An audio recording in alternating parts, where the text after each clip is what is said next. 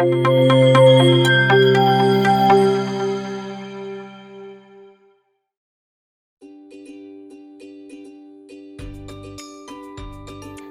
belajar.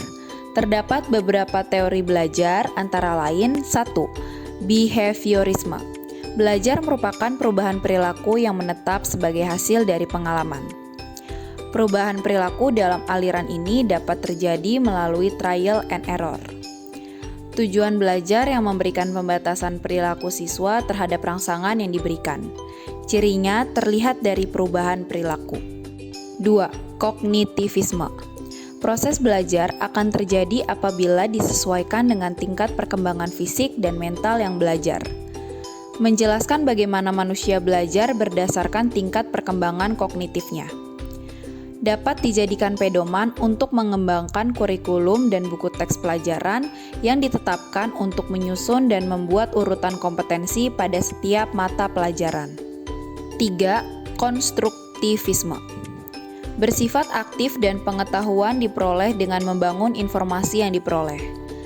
Pengetahuan bukan diberikan dan diterima, tetapi dibangun secara aktif dan kontekstual.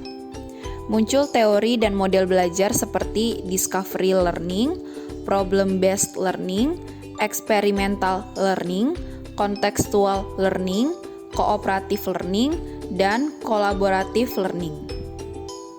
Penerapan teori belajar dalam penulisan buku teks pelajaran seperti 1. Menentukan urutan kompetensi dasar. 2. Menentukan urutan materi pokok. 3. Struktur penyajian naskah. Penilaian. Penilaian adalah proses menentukan posisi suatu pencapaian dibandingkan tujuan dengan menggunakan data hasil pengukuran. Evaluasi adalah proses memberikan nilai terhadap suatu keadaan dengan menggunakan sistem nilai tertentu. Gagal. Untuk mengetahui pencapaian siswa dibandingkan dengan tujuan belajar, penilaian buku teks pelajaran juga berfungsi sebagai bagian dari kegiatan proses belajar. Bentuk-bentuk penilaian dalam buku teks pelajaran dapat berupa memberikan tugas pengamatan kepada siswa di luar kelas, melakukan percobaan, memperoleh informasi dan sumber belajar lain, mengerjakan soal, dan yang relevan untuk pencapaian tujuan belajar.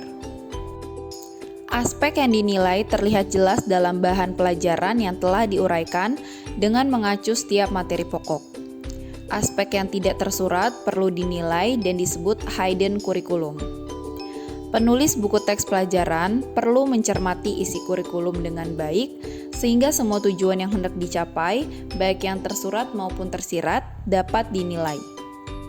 Terdapat beberapa dimensi penilaian, yaitu 1. Ranah kognitif. 2. Ranah afektif, dengan kondisi ketika kita menghadapi sesuatu menggunakan emosi. 3. Ranah psikomotorik, berkaitan dengan gerakan fisik, koordinasi, dan penggunaan keterampilan motorik.